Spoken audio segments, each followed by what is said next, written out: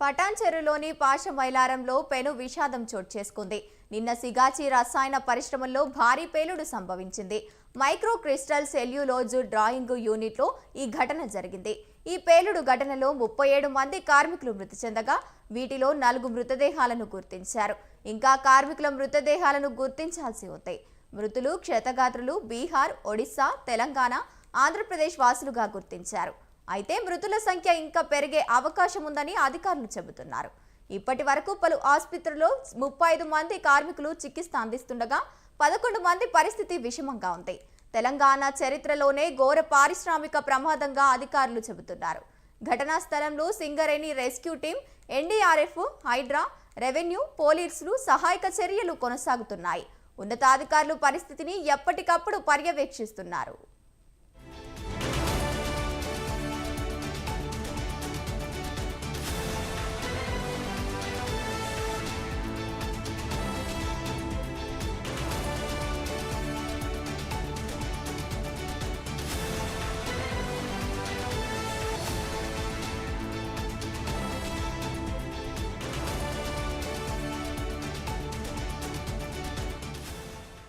పాశమైలారం ఘోర ప్రమాదంపై సంగారెడ్డి జిల్లా కలెక్టర్ ప్రావీణ్య అధికారిక ప్రకటన విడుదల చేశారు.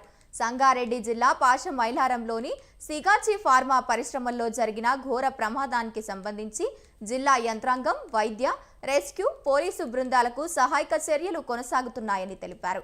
57 మంది కార్మికులు పూర్తి సురక్షితంగా ఇంటికి వెళ్లారని వెల్లడించారు. ప్రస్తుతం 35 మంది కార్మికులు పలు ఆసుపత్రుల్లో వైద్య చికిత్స పొందుతున్నారని, వీరికి అవసరమైన అన్ని వైద్య సౌకర్యాలు అందిస్తున్నామని తెలిపారు. 47 మంది కార్మికులు గల్లంతయ్యారని, ఇప్పటి వరకు 26 మృతదేహాలను స్వాధీనం చేసుకున్నామని అన్నారు. అందులో 4 మృతదేహాలను గుర్తించామని చెప్పారు కలెక్టర్ ప్రావీణ్య.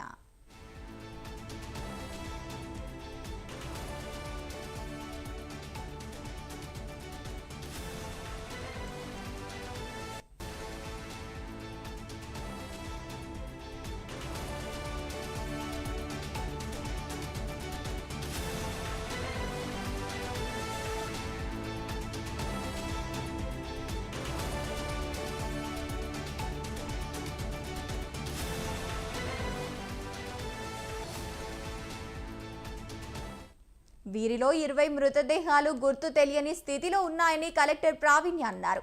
ఇంకా 27 ఆచూకీ తెలియలేదని తెలిపారు. మొత్తం 31 మృతదేహాలను పటాన్చెరులోని ప్రభుత్వ ఏరియా ఆసుపత్రిలో ఉన్నాయని చెప్పారు. మృతదేహాలను పరీక్షలు కొనసాగిస్తున్నాయని, బాధిత కుటుంబ సభ్యులు సంబంధిత అధికారుల సమక్షంలో రక్త నమూనాలు ఇవ్వాలని సూచించారు. ఆయా కుటుంబాలు DNA పరీక్షలకు సహకరించాలని జిల్లా కలెక్టర్ ప్రావీణ్య కోరారు.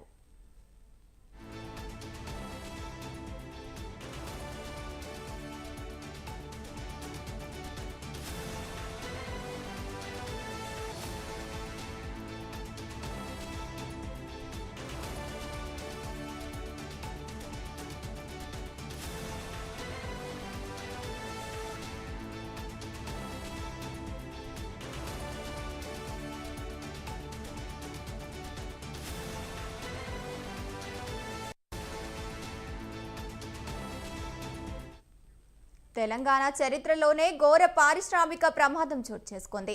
నిన్న ఉదయం హైదరాబాదు శివార్లోని సంగారెడ్డి జిల్లా పటాన్చెరు మండలం పాశమైలారం పారిశ్రామిక వాడలో సిగాచి ఇండస్ట్రీస్ లిమిటెడ్ ఔషధ పరిశ్రమల్లో భారీ విస్ఫోటం సంభవించింది. ఇప్పటి వరకు 37 మృతదేహాలను వెలికితీయగా శిథిలాల కింద మరికొందరు చిక్కుకున్నారని, మృతుల సంఖ్య పెరుగుతుందని అధికారులు చెబుతున్నారు.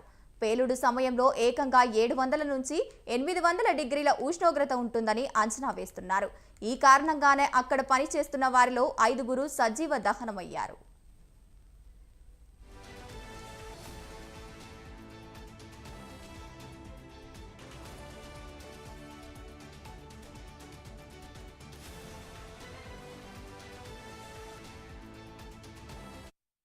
ప్రమాద తీవ్రతకు పరిశ్రమ భవనంలో 14 అంగుళాల మందంలో ఉన్న ప్లింత్ బీమ్లు సైతం విరిగి కుప్పకూలిపోవడంతో నష్ట తీవ్రత అనూహ్యంగా పెరిగింది.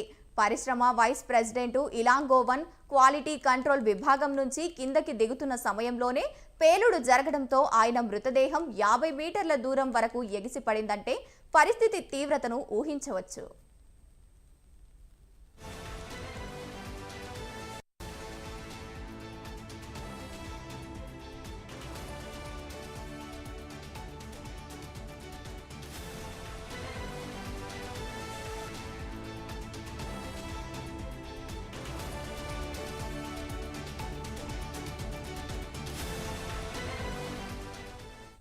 ఈ ఘటనపై ప్రధాని మోదీ, ముఖ్యమంత్రి రేవంత్ రెడ్డి తీవ్ర దిగ్భ్రాంతి వ్యక్తం చేశారు.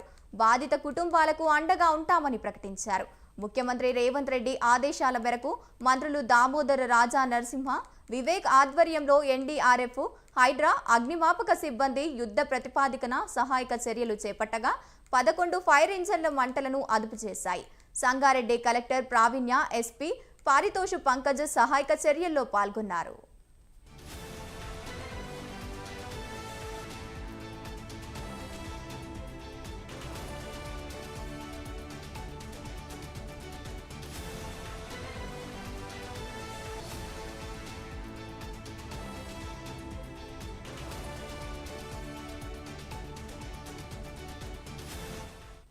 గుజరాత్ కేంద్రంగా పనిచేస్తున్న సిగాచి సంస్థకు తెలంగాణ, మహారాష్ట్రల్లో పరిశ్రమలు ఉన్నాయి.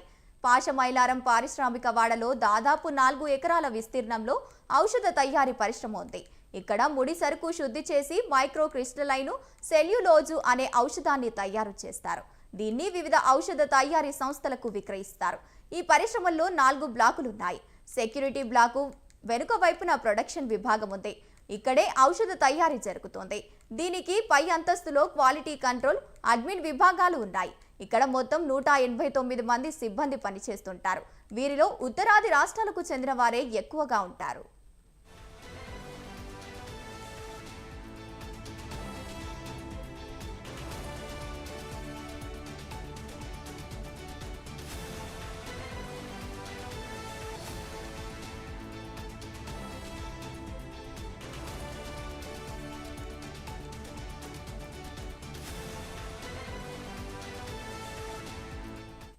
నిన్న ఉదయం 8 గంటల ప్రాంతంలో సిబ్బంది అంతా యథావిధిగా విధులకు హాజరయ్యారు.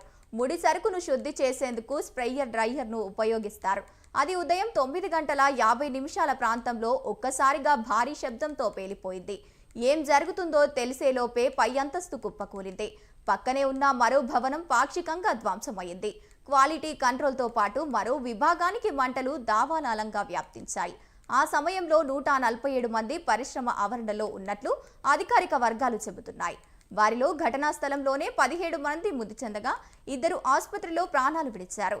మృతుల్లో ఒడిశాకు చెందిన శశిభూషణ్, బీహార్కు చెందిన నాగ్నాథ్ తివాలి, జగన్మోహన్లనుగా గుర్తించారు. 5 ఆచూకీ లభించడం లేదు.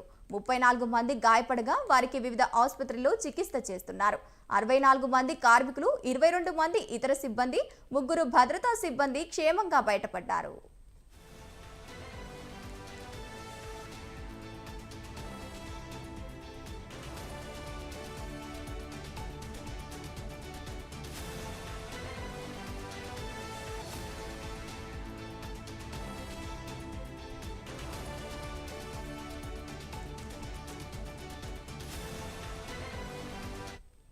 కాలిపోయిన మృతదేహాలు, హాహాకారాలు చేస్తున్న క్షతగాత్రులు, శిథిలాలను తొలగిస్తున్న కొద్దీ బయటపడుతున్న శవాలు. తమ వారి కోసం బాధితులు ఆర్తనాదాలతో పరిశ్రమల చుట్టుపక్కల భీతావాహంగా మారింది. స్ప్రేయర్ డ్రైయర్ పేలగానే దానికి సమీపంలో పనిచేస్తున్న కార్మికులు ఏం జరుగుతుందో తెలుసుకునే లోపే కాలిపోయారు. రియాక్టర్కు ముడి పదార్థాలను తీసుకొచ్చే పైపుల్లోనే తయారైన పదార్థాలు నిల్వ చేసేందుకు వాడే పైపులు కూడా కూలిపోవడంతో సహాయక చర్యల్లో పాల్గొన్న సిబ్బంది చెబుతున్నారు.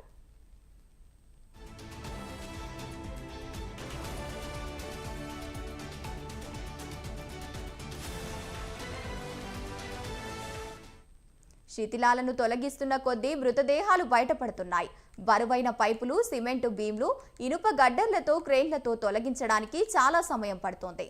కాలిపోయిన మృతదేహాల నుంచి వస్తువుల కమారు వాసన, రసాయన దుర్గంధంతో ఆ ప్రాంతంలో ఘాటైన వాసన వస్తోంది.